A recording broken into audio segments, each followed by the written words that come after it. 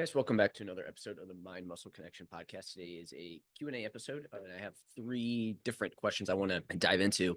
So really with these, I do base them off of the questions I get in the question box on Instagram, but I just seem to not get very many. So first, I want to call, if you listen to the podcast, you enjoy these, shoot over some questions, but I also just base these off of questions I get throughout the week. And in today's example, it's just something that I commonly see in terms of one of the topics, and I'll go over what those are. Next, if you enjoy this type of content, you want to change your body composition, more muscle, less body fat, but you also want to do it in a way that also promotes health, then my free body recomp checklist is for you. There's 10 things that I think are the most important for achieving that. Again, it's completely free. The link to that is in the show notes. Let me know if you have any questions on that. So let's get into it. So the first one I want to go over today, it wasn't necessarily a question, but this is a common question that you get, or that I'll get around certain diets. Okay. I was scrolling Facebook the other day and I saw AJ Brown. Okay. So he's the Philadelphia Eagles wide receiver. And he said on the post, what I eat in the off season, can you guess what diet it is? And the first picture looks like it's eggs and it's like an omelet. Don't see any visible veggies or anything like that. And looks like maybe some bacon or something, some sort of meat there. Again, that's what it appears. And then the next meal looks like a piece of salmon with some steak. And then it looks like some chicken thighs with steak again. And that's really what his plate is made up of. And so what diet is that? It resembles the carnivore diet. And so I want to go over this diet in particular, but I also want to go over in the context of AJ Brown, who is a wide receiver in the NFL, an athlete.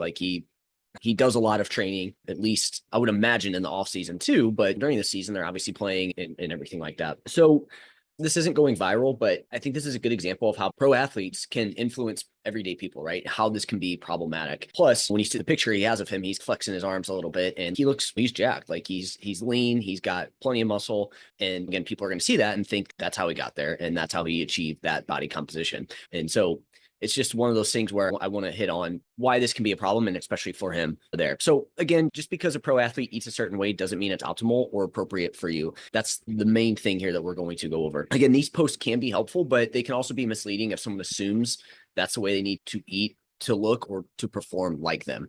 That's where it becomes an issue. So, hey, AJ Brown posted this. That's what he did. That's what I need to do to get there. Looks like it's mostly eggs, fish, chicken, possibly some bacon. But again, no carbohydrates, no fruits, veggies, or fiber from what I saw. Again, that mimics what the carnivore diet is. It's basically all animal-based products is. And then, again, high protein, high fat, no carbs, no fruit, veggie on there. So first, though, I want to go over what are maybe some good principles that we can take away from this style of diet. So first, it is high protein, okay? And so I do think from a body composition standpoint, long-term health, even some performance, we want high protein in there. High protein is not going to be the thing that drives performance, training performance, or performance being your workouts or anything like that. It's not going to be the thing that drives you to train better in those sessions. Again, it has its role. It's going to help you recover. It's going to help you build muscle, plus other body tissue, all other body tissues in the body. But it's also very satiating. Okay. When we go higher protein, you're going to be satiated. You're going to feel that, especially if you eat mostly all animal meat based products. So you're going to feel satiated throughout the day. Protein has a high thermic effect of food, meaning it burns calories not a lot, but more than carbs and fats in terms of how many calories it burns just by absorbing and digesting it. Okay. So we do get a little bit of an uptick in terms of energy expenditure, the higher we take our protein. And again, it obviously helps with body composition as well too. Okay. And there are some in AJ's particular pictures that he posted, there's some inclusions of nutrient-rich foods like eggs and fish, and meat is nutrient dense as well too. Plenty of B vitamins and other vitamins in there as well too. Iron's going to be another big one that you're going to get from animal-based products like that. So there's definitely a smarter way to go about the carnivore diet if you were going to follow this to a T, which I'll talk about why I don't think that's the right thing to do. But so there are some inclusions of nutrient-rich foods, which are going to be super helpful. And again, eggs and fish being ones that can be super helpful there. If someone needs to manage hunger or reduce intake quickly, this approach can help in the short term. So if you're someone who, again, you need to drop some weight, having this higher protein approach like this is probably going to be a way to help you reduce your overall caloric intake. Now, again, we still need to be smart with it. As much as I don't agree with it, as AJ is smart with, I'm sure he has a dietitian or somebody helping him with his choices here. This can be a way to reduce your overall caloric intake. But again, there's still some things I think it's lacking. But the main reason why this is going to, if somebody goes from, one of the things you hear is, oh, I feel so much better on this, inflammation's lower. One of the reasons this is going to happen is if you are somebody who's making poor food choices and then you go to this diet and you follow this, when you start to include things like fish and eggs and stuff like that, again, you're probably going to reduce your overall caloric intake. And if you were overweight a little bit and now you start to drop weight, you're going to start to feel better from that perspective. So again, that's where people say they feel better, stuff like that. That's good. We need to take a longer look at this. Hey, where's your blood work trending? How do you feel? Is it sustainable for you? Is that high of saturated fat intake good for your long-term health? Again, these are all things that, yes, you could lose weight in the short term and you may feel better, but is that going to translate to? I had a client, because I posted this in my coaching platform. The client said that his aunt's doing the carnivore and she's having some GI issues, but she claims how much better she feels and isn't experiencing any downsides. And I'm like, GI issue is definitely a big downside. And again, I told him it could have been one of those things where, she feels better because she went from a diet where that was super low protein, high processed foods, and now she switches to this, and you're probably going to feel a little bit better. But again, in her situation, GI issues, like that's not good. You don't want to have that. If you're experiencing any GI issues, that's something that gets bumped up in terms of priority of if we need to work on that or not. So again, that's what's good about it. There are some good principles to take away from it. Now, I want to talk about what's missing from it, because there are some good things to it, but there's also a lot of negatives. First, no fruit or veggies. Okay, so we're missing fiber, phytonutrients, and micronutrients by this. Again, I don't know where this whole thing came from that fruit or veggies is not good for you. You don't want to eat them. It just doesn't make any sense to me. So again, if we're not having this in our diet, we're going to be missing out on these things. And then obviously no carbs. So that can be problematic for training, recovery, and hormonal health in many people.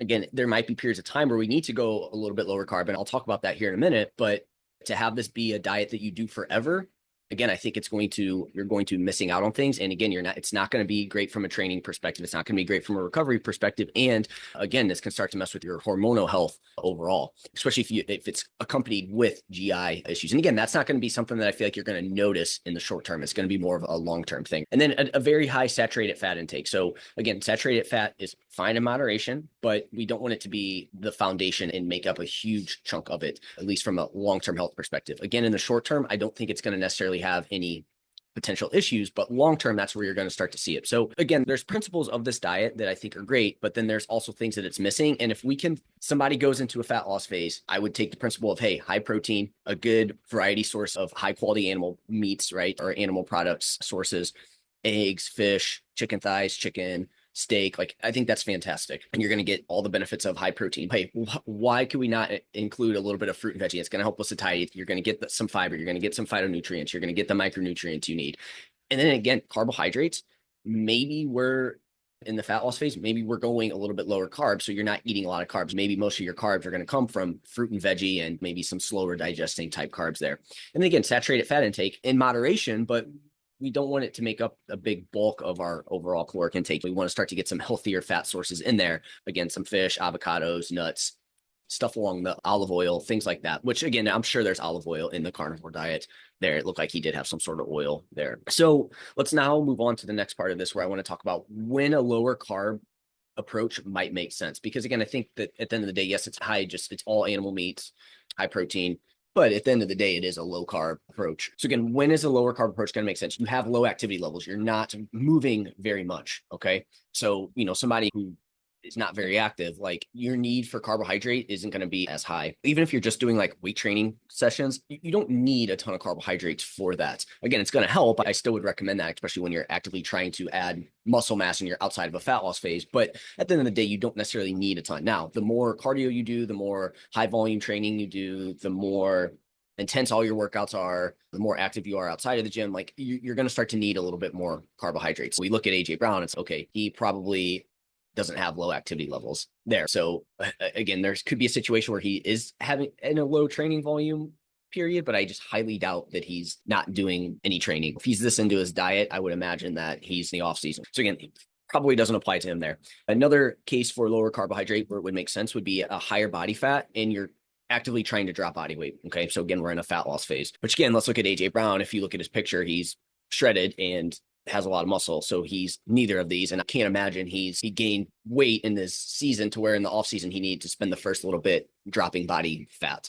Because that's when you would typically do that if you're a professional athlete, is you wouldn't want to drop body fat during season because that's going to take away from your performance. Whereas you'd want to do this in the off season. Okay. So that would be the time, but he's already lean. I don't see why he would need to get any leaner. I don't think that would add to his training or his performance from being a wide receiver. Again, wide receivers do need to be on the leaner side. So if you do start to gain body fat, then that's an issue. And you could potentially use this. I think there's better ways to do it, but that would be the time, right? So again, if you're at higher body fats and you're trying to drop weight, again, this would be where we would use a little bit of a lower carb approach. And I could see something like this working a little bit better. But again, we still would want to make sure we're getting in fruit and veggies as well too. And then again, just personal preference as well too, right? If you find that you just feel better on a little bit lower carb, again, and so long as we're being smart about what we're doing, we're still including some fruit and veggies, you could go a little bit lower carb. And I think the big thing here with this is low carb does not equal no carbs either. Low carb can be, hey, you're just low carb for, again, you have some carbs, but it's not high either. So again, personal preference would be another big thing there. But again,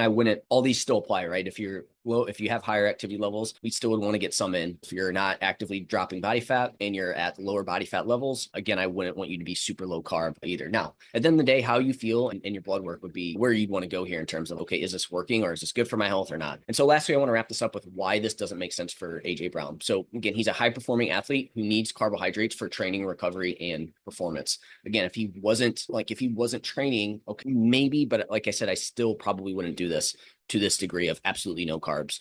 Again, we know that carbohydrates, especially for athletes and performance and higher volumes of activity, is going to be better, right? Now, for his weight training sessions, he probably doesn't really need as many carbohydrates. Again, I think some would help, but that's not really going to be really going to drive a ton of performance there.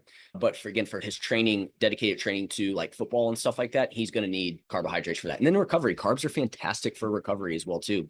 So again, if he had any like small injuries that he accumulated throughout the season, again, that would be a great time to making sure that he's getting into some carbohydrates. There is some talk, there's some kind of, I guess people say that inflammation's lower on a carnivore diet. Again, I feel like that's probably person to person there. And again, it depends on like where they're coming from there. But again, and then carbohydrates for performance. So he's kind of shooting himself in the foot here from this standpoint. And I'll talk about why he can get away with this. And then again, he's not trying to lose weight. He's likely not in a fat loss phase. So again, it doesn't really make sense for him.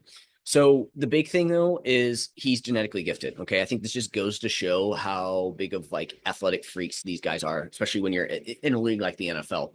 This guy's 6'4", probably I don't know his numbers, probably 220, 215. Maybe I'm a little high there on that. So basically what I'm getting at is he can get away with this. He can get away with a poor diet setup because he's just so genetically gifted, right? Whereas somebody who's maybe doesn't have as great of genetics, they're going to try this. And now they're going to be shooting themselves in the foot. And you get this guy that, again, I think anyone that maybe it's somebody in college football, or again, maybe you're just somebody that's in their 30s and you just want to be good at your sport you play or whatever it may be. And you see this, oh, AJ Brown does this. And then it's like, all right, you're probably going to be shooting yourself in the foot here because you're following this and you're not as genetically gifted as AJ Brown. So really it's only going to hurt people that aren't freaks like this. So that's kind of the big takeaway there. And then again, even if he like was injured or taking a break from training, to me, moderate carbs would still likely be better for healing and muscle maintenance there. So again, genetics play a massive role. You can't eat like AJ Brown and expect to look or perform like him. Again, he's a genetic freak. Take the principles at work, prioritizing protein, but we don't want to mimic someone else's diet blindly. And I also just don't think we want to follow any particular diet style blindly just because, again, somebody says, oh, hey, I felt better on this, or this person does it, right?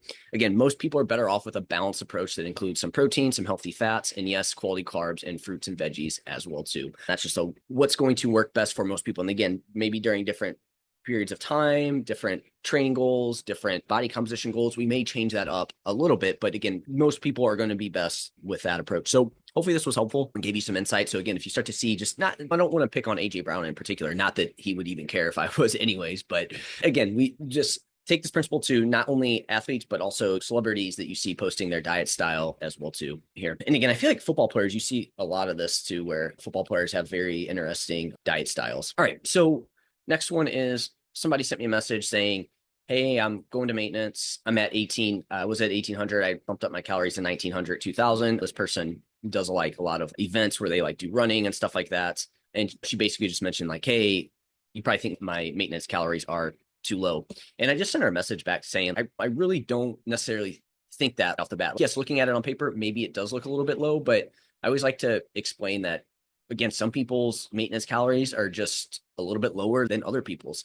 So again, I think that's the first kind of takeaway here is just understand that when it comes to caloric intake, there's no like magic number. There's, again, what may be low, like your body doesn't really know what's low or high. It just goes based off of your genetics and your activity levels and all the other things, right? And so it just tries to meet those needs. So it doesn't really know. So again, you'll see some people, and again, in the research, it shows us that some people just from a genetic standpoint, body size, et cetera, expend more energy than other people, right? So again, that's just going to happen. There's no universal, hey, this should be a maintenance range. Again, there are numbers where if I looked at it was like, okay, 1200 calories, I'd be like, okay, something is off here, probably. We just would want to look into it a bit more. And that's what I'm going to go into here. So again, if you find it, whether somebody prescribes you a maintenance amount, you pick it or you put it into a calculator and it spits out a number and you think it's high, low, right where it should be.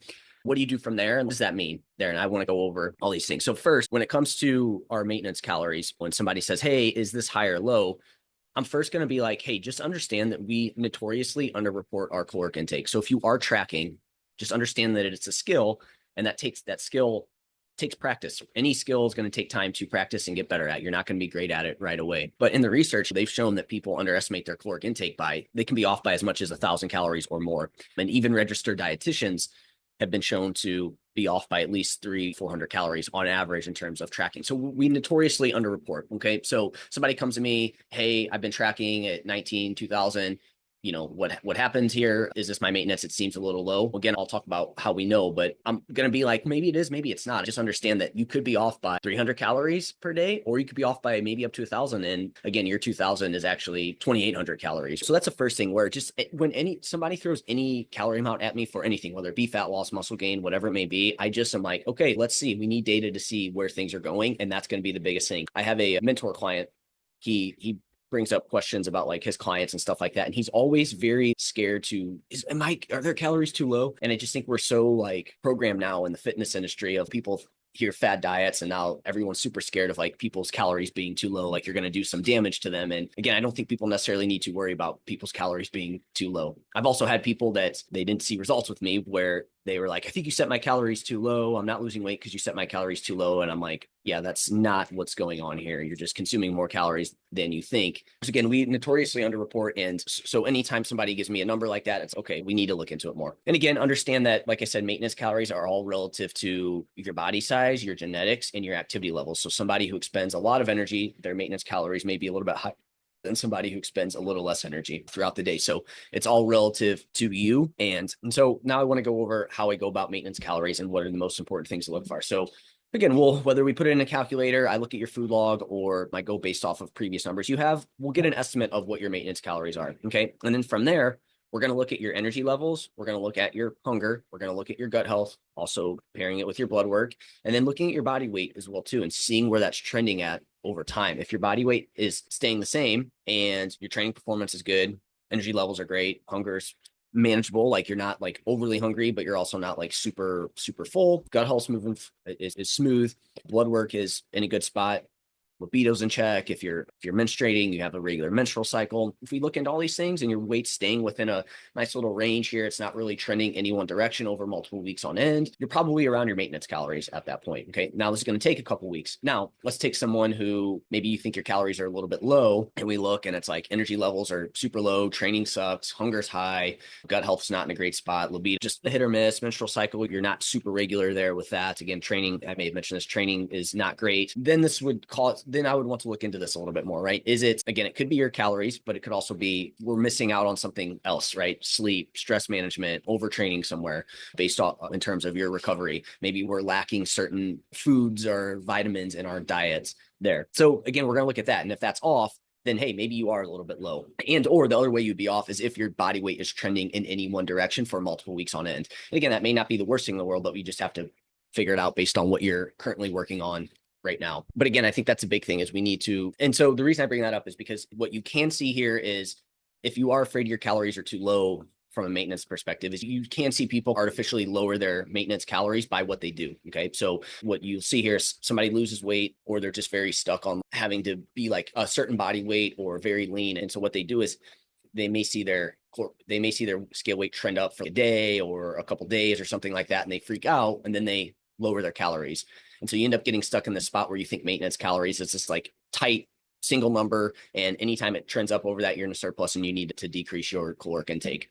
So they artificially lower their maintenance calories and you could be a little bit low. Okay. So that's why we want to pair it with all these things there. So I just want to bring that up because I think it's a common thing where people either they put too much stock into what their caloric intake says, when again, at the end of the day, tracking calories is just a way to put numbers to what you're eating. There's really no magic to the exact calorie amounts. And then from there, we have to pair it with where things are trending. And that's ultimately going to tell us what energy balance is, whether you're eating enough, not enough, whatever it may be there. So hopefully now you understand, hey, maybe my calories are too low, maybe they're not. We just don't know for sure, but we don't want to just say something's too high or too low based on a number there. All right. So I want to wrap this up with kind of a quick, I'm going to go through this fairly quickly, but a client asked me about NAD plus. Okay. So it's a molecule your body uses for energy production, ATP, which is basically the energy currency for your body, DNA repair, cellular aging, and metabolism. Why does this matter? As we age or experience stress, poor sleep, or metabolic dysfunction, NAD plus levels will decline. So again, as we're aging, they'll naturally go down as we're experiencing more stress. So if you have high stress, and again, stress isn't just, hey, how I perceive stress, it's just overall stress on the body,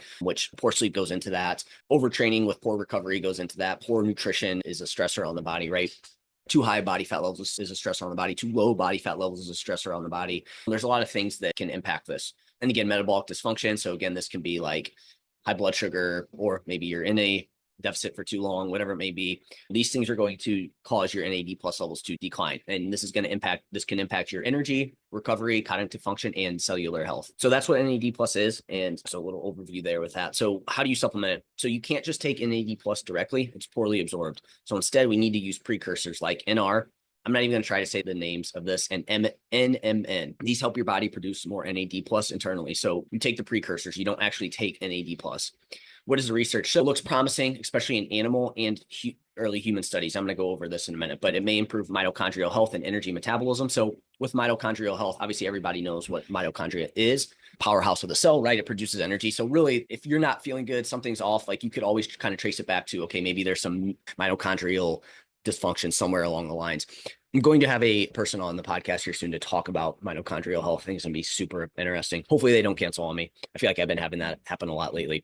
And then cognitive function. Okay. So just like how we think, remember things, etc. Muscle function and recovery, blood sugar control and metabolic health, and cellular repair and longevity markers. So you see that NAD plus supplementation may help with all this. However, what we still don't know is, one, human data is in an early stage. So there's not a lot of human data. There is some, but not a lot, and nothing like super long-term, right? So the long-term effects on performance, aging, and disease prevention are not fully known right now. And many benefits seen in the animal models, like the mice, haven't yet been confirmed in people yet. So there's still things that we can't replicate to humans. So just understand that. So safety and side effects, generally safe in short-term studies up to 1,000 milligrams per day. I believe this is of NR. So the NR SAFE trial from 2023 used up to 2,000 milligrams a day over 12 weeks without major safety issues. Most studies use 250 to 600 milligrams a day of NMN. Some go up to 900 milligrams, but again, consistent human data is limited. The most common side effects are nausea, bloating, fatigue, skin flushing, muscle aches. I'm assuming that's probably with these higher intakes there. And again, long-term safety is still uncertain, especially with high doses. Again, looks like 12 weeks, highest is about 2,000 milligrams of NR, and then it looks like 250 to 600 some go up to 900 milligrams. But understand, as they increase it, there are some side effects here with it. All right, so are you generally healthy, active, and just curious about anti-aging and recovery? It could be worth trying if you're consistent with lifestyle basics first. Do you expect major performance gains or fat loss from it? It's not realistic, so it's just a support tool, not a magic bullet. So where it could be helpful is, hey, you're already nailing the basics, and you might be more curious about like anti-aging and recovery. So again, when it might make sense, you're over 40, feeling more sluggish despite your good habits. You've optimized training, nutrition, sleep, and stress, and want to explore next level recovery. Here's a key. Most people are not there yet. So again, we want to focus on that first. You're also interested in cellular health or longevity, and understand this is an early tool, not a cure. Also understand that you're getting into it early, and you're more so, hey, maybe this is going to have a little bit extra benefits past the main benefits, which are going to be the big rocks. When it might not be worth it, you're inconsistent with sleep, training, or nutrition. You're looking for fat loss, performance boost, or energy without fixing the basics. And you're tight on budget because these supplements are relatively expensive. So again, is the juice worth the squeeze? I would say probably not, again, unless you're want to take your recovery and like longevity to the next level. Tier one. So basically what I want to go over here is tier one, like tiers of where this would fall. So tier one's obviously going to be our sleep, training, movement, stress, and nutrition. So that's going to be, we want to nail that. Tier two is going to be our supplement basics that I like to have people take as again, the basics: creatine, vitamin D, fish oil, magnesium, good multivitamin, B vitamin, stuff like that, right? And then this is where tier 3 is going to come in of, hey, then maybe from there, once we nail all that for extended periods of time, then we do potentially look into something like NAD plus there with that. So I would say at the end of the day, probably not worth it for most people. If you do decide to do it, try to stick with it for at least 8 to 12 weeks, and then tracking things like energy recovery or mental clarity. But I would say for the cost and what it does, you're much better off focusing on the basics. And those are going to be the most important things. And then this would be something there where, again, when we look at our my tier 2 list here of the supplements, I do think some of those will help improve the basics as well, whereas NAD plus is not going to do that. So that's it. Hopefully this was helpful. Let me know if you have any questions on anything regarding this today. If you want to shoot over any questions, again, follow me on Instagram, Jeff, HOEHN_. That's where I'm most active. And again, any questions you have, I can answer. And next, if you have the body recomp checklist, again, I talked about that at the beginning of the episode. Make sure you grab that. It's in the show notes. If you can, leave a rating and review for this podcast if you found it to be helpful in any way. Again, that helps more people find this podcast. And then lastly, if you need guidance or you have any questions on your specific kind of routine or you're just stuck, I have my free 30-minute strategy call, and that is for you. The link to that is in the show notes, and I'll talk to you guys soon.